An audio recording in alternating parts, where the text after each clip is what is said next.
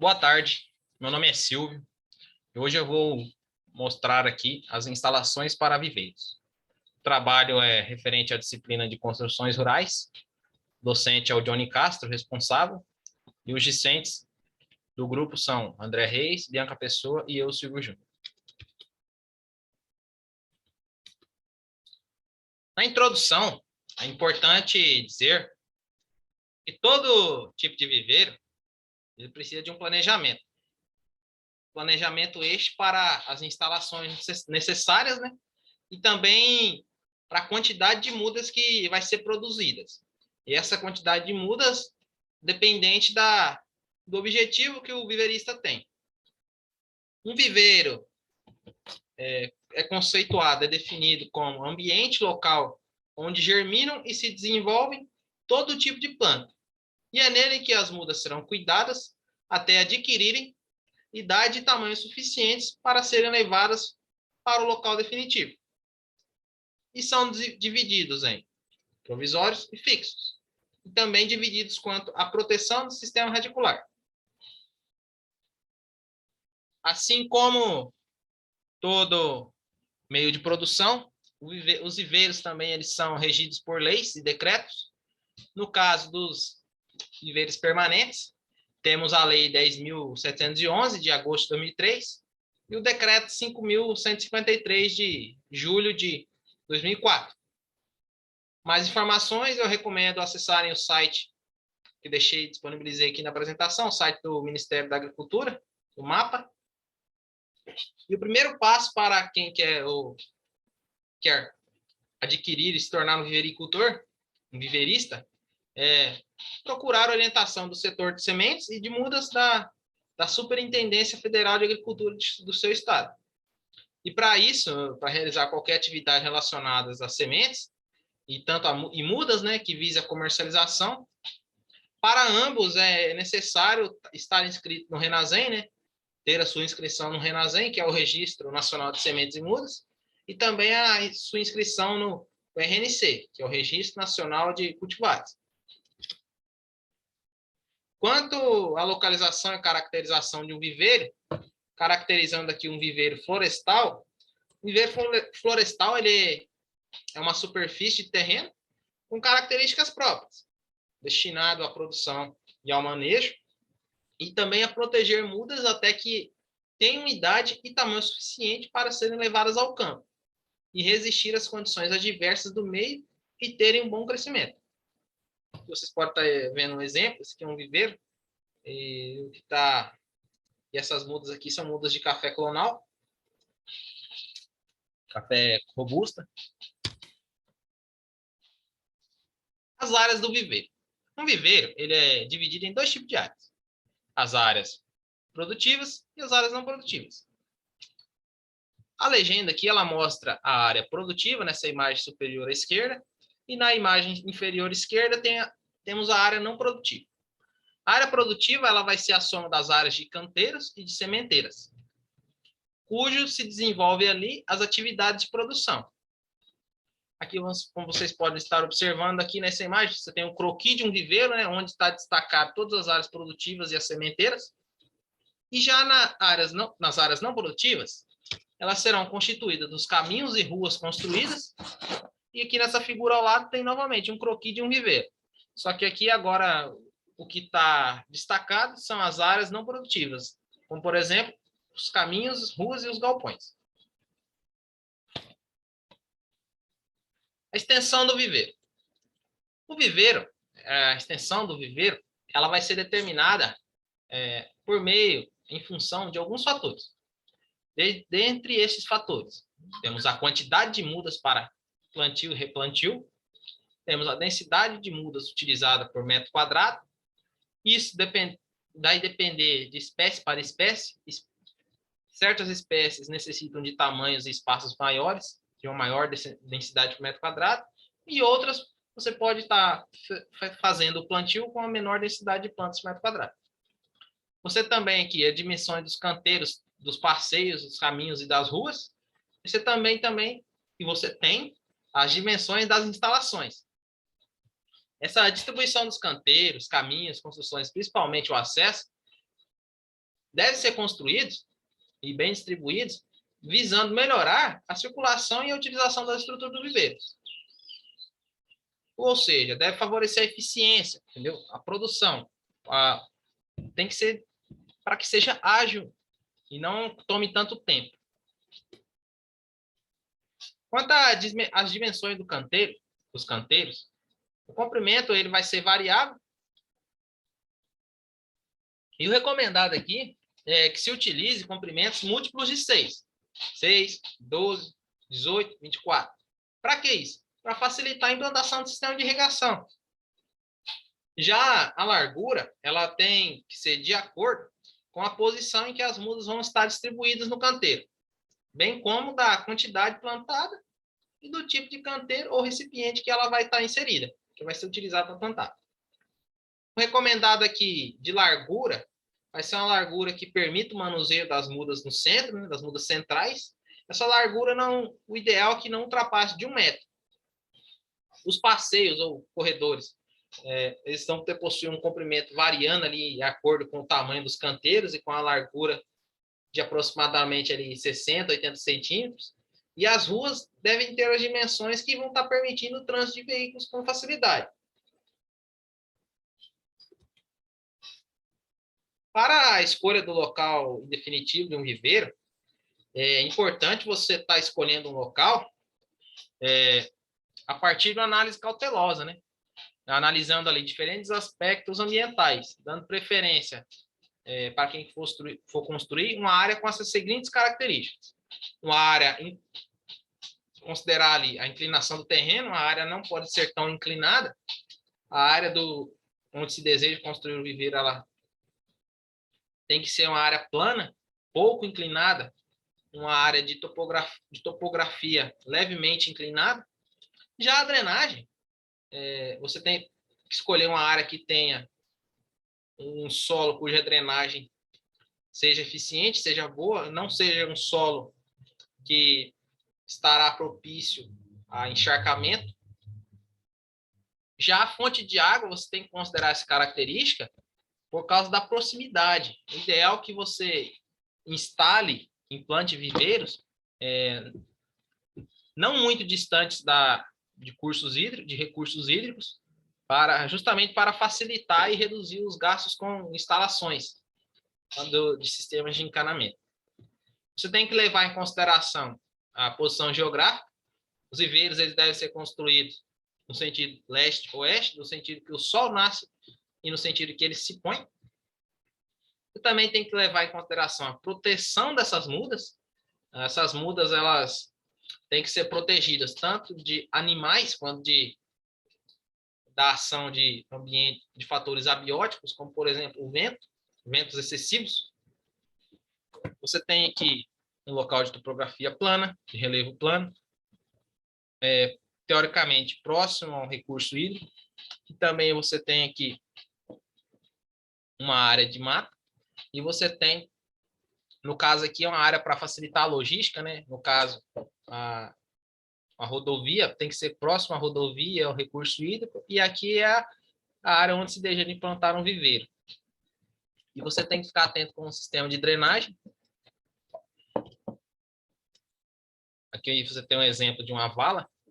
Agora aqui, exemplificando os tipos de vala, que vão ser mais comuns, né, para fazer essas canalizações da água, você tem aqui a vala cega, né? A vala cega vai ser composta de uma vala cheia de pedras irregulares, e essa água ali vai estar correndo os espaços entre as pedras, sendo assim possível o trânsito por cima da vala. Já o segundo tipo é a vala revestida, vai ser composta de um revestimento de cimento, de tijolo e outros materiais de construção, uma vala um pouco mais cara. Em compensação, o sistema é mais eficiente. E você tem um sistema sem revestimento.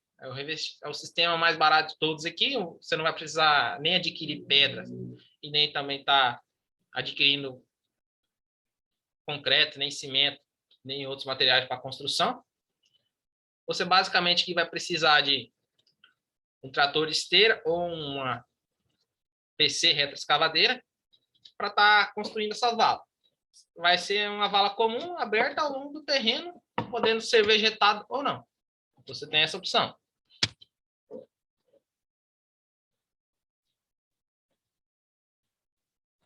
que diz respeito à consideração do fator luz, é necessário considerar a necessidade de luz solar.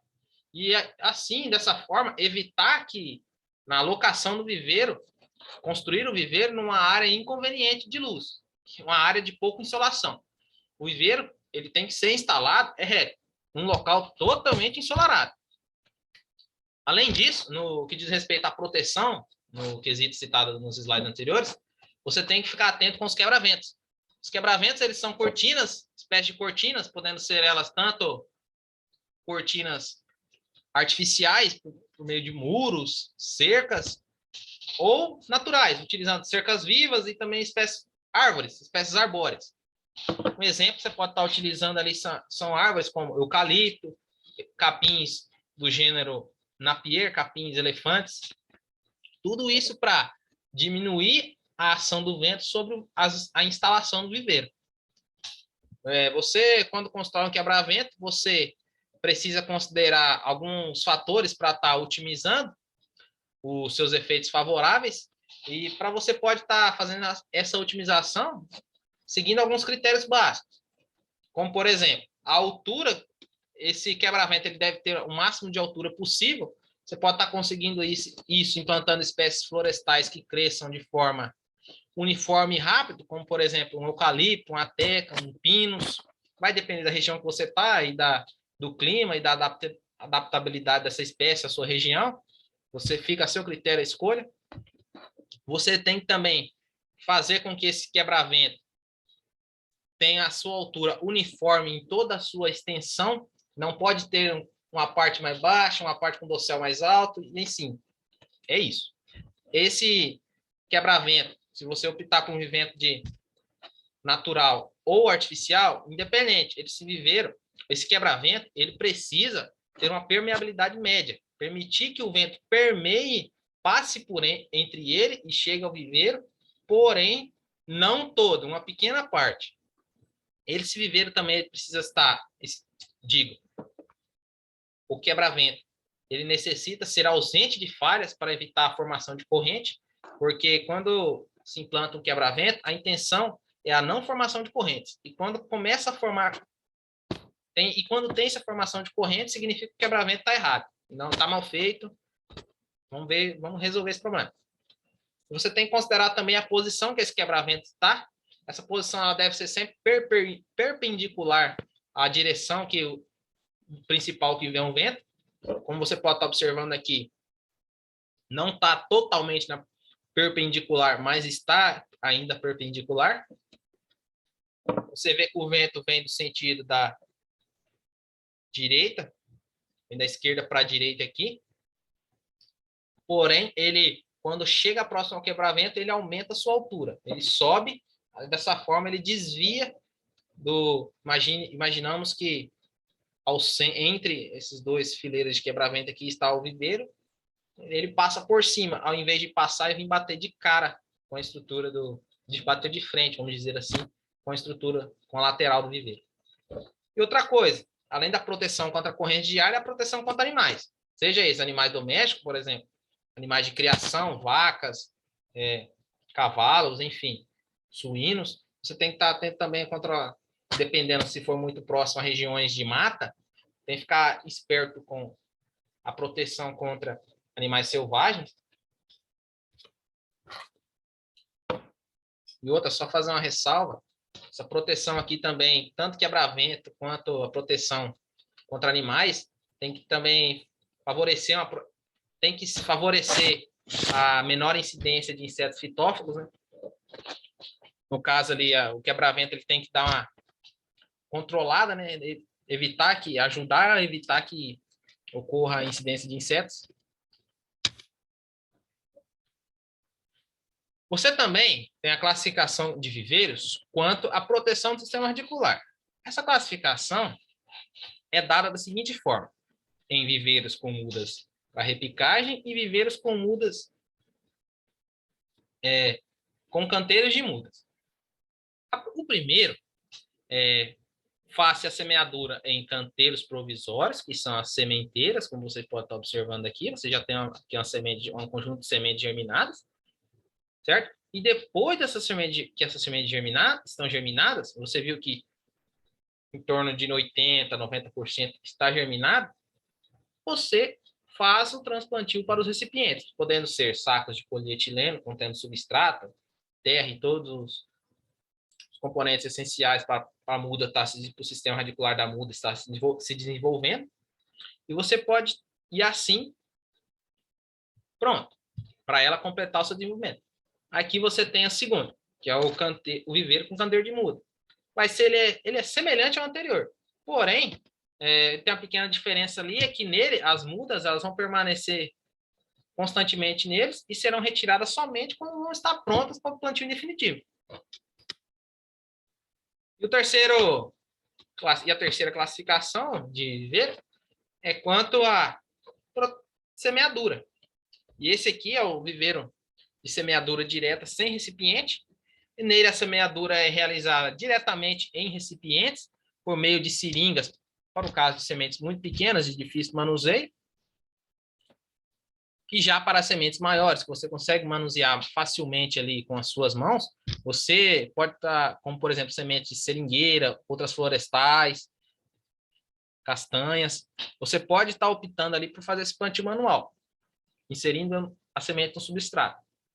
Evidentemente, o substrato ele vai ir para o campo junto, né? Vai aquele torrão certinho do recipiente, junto com o sistema radicular da muda, porque é necessário fazer esse procedimento, porque quando você retira a muda do saquinho, você está sujeito a quebrar o sistema radicular. E quando esse torrão ali dentro está todo formado, você tem menor perda do sistema radicular e, em consequência, a muda vai sentir menos a sua adaptação para a área definitiva e vai conseguir se desenvolver melhor. Ela consegue se aclimatar à área de forma mais rápida e assim se desenvolver. Bom, chegando na parte final, temos aqui as características das sementeiras. Sementeiras, elas são estruturas provisórias, como dito anteriormente, que estão servindo para a semeadura por um período curto ali das sementes. Assim que elas germinam, elas vão para os recipientes. Elas têm dimensões ali recomendadas de 1 a 1 metro de largura, 10 a 15 centímetros de profundidade, e o comprimento varia com a sua disponibilidade, com o que você tem, com o que você pode fazer, com o comprimento que você pode. Fica a seu critério escolher. Você pode estar utilizando na sementeira terra peneirada e sistemas de drenagem, um solo estercado entre esses dois. Dependendo sua disponibilidade de recursos, pode-se utilizar somente areia de construção, areia média. E você tem aqui as respectivas dimensões. 5 centímetros para a terra peneirada, 15 centímetros para um solo arenoso e 20 centímetros para o sistema de drenagem, que você pode ver toda aquela manta de drenagem. A manta de drenagem aqui, normalmente, ela é constituída de areia, cascalho, pedras, para estar favorecendo, para a água sendo percolada ali, então drenada, né? E passada por um sistema de canalização sendo destinada a outra finalidade, ou seja, reuso ou descarte. Quanto à construção dos canteiros, o canteiro ele pode ser construído tanto na sua forma suspensa ou no chão. Nos canteiros suspensos, as mudas elas são colocadas em recipientes posicionados a uma altura de pouco menos de 90 centímetros do solo, em bandejas ou telas, normalmente sobre cavaletes de metal. Não precisa ser necessariamente metal, mas pode ser madeira, pode ser o recurso que você tiver disponível, tijolo. Bom, essas estruturas são feitas de madeira, aqui ó, concreto e outros materiais. E geralmente esses canteiros vão possuir comprimentos menores e passeios mais largos do que nos viveiros. Cujas raízes ficam nuas. Já no chão, os viveiros no chão, os canteiros, os recipientes neles são depositados de forma diretamente no solo, sobre o solo, ou então vão estar encaixados ali, bem próximos ao solo. Como você pode estar observando aqui. Esse aqui é uma foto de um viveiro que eu retirei durante o meu estágio. É um viveiro situado no distrito de Terra Roxa, pouco 70 km de Juína. E você pode estar vendo ali que ele é um viveiro permanente, certo? Só para atender a demanda dos pequenos produtores ali de café clonal, no caso, café robusta, Conilon. Bom, o trabalho foi isso. Se ficou alguma dúvida, eu recomendo entrar em contato comigo, ou com a Bianca, ou com o André no grupo da turma. E foi isso. Muito obrigado. Show!